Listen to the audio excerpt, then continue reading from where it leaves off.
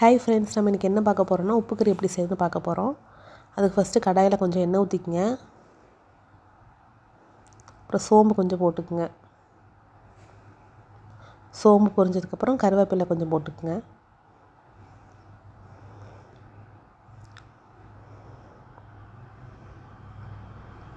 கருவேப்பிலை பொரிஞ்சதுக்கப்புறம் சின்ன வெங்காயம் வெட்டி வச்சுருக்கேன், அதை கொஞ்சம் போட்டுக்குங்க. ஒரு 200 கிராம் போடுங்க.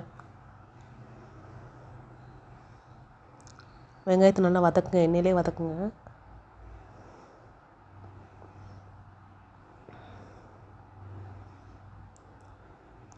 வெங்காயம் வதங்கினதுக்கப்புறம் கொஞ்சம் இஞ்சி பூண்டு பேஸ்ட்டு வீட்டிலேயே அரைச்சி வச்சுருக்கேன், அதை நீங்கள் போட்டுங்க. கடையில் வாங்குகிற பேஸ்ட்டும் நீங்கள் யூஸ் பண்ணிக்கலாம், பட் வீட்டில் அரைச்சி போட்டுறது தான் நல்லாயிருக்கும்.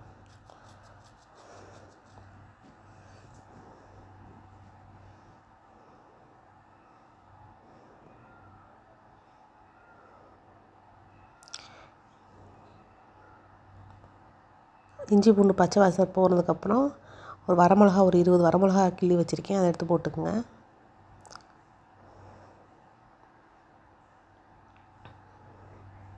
இப்போ எல்லாத்தையும் நல்லா கிளறி விடுங்க.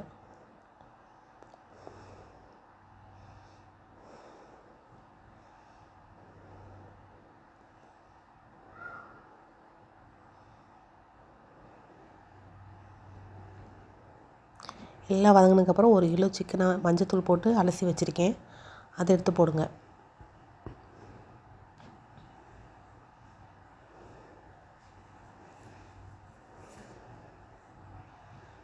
சிக்கன் போட்டதுக்கப்புறம் தேவையான அளவு மஞ்சள் தூள் போடுங்க. அதுக்கப்புறம் தேவையான அளவு உப்பு போட்டுருங்க.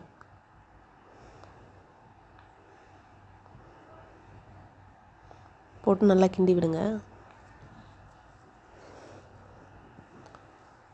சிக்கன்லேயே தண்ணி இருக்கும், அதனால் நீங்கள் எந்த தண்ணியும் ஆட் பண்ண தேவையில்லை.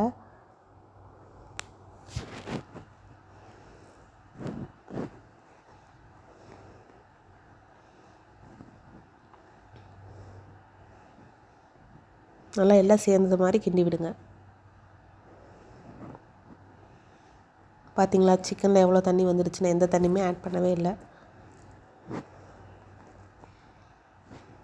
இப்போ அது நல்லா சிக்கன் நல்லா வெந்து அந்த தண்ணியெலாம் நல்லா வற்றி வரணும். கடைசியில் இறக்க போகிற டைமில் கொஞ்சம் பெப்பர் தூள் போட்டுக்குங்க.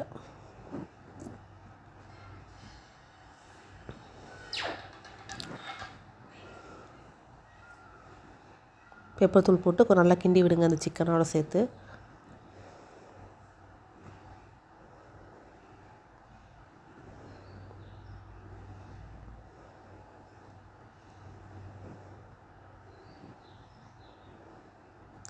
இப்போ நம்ம போட்ட சிக்கன் எல்லாம் நல்லா வெந்து வந்திருக்கு.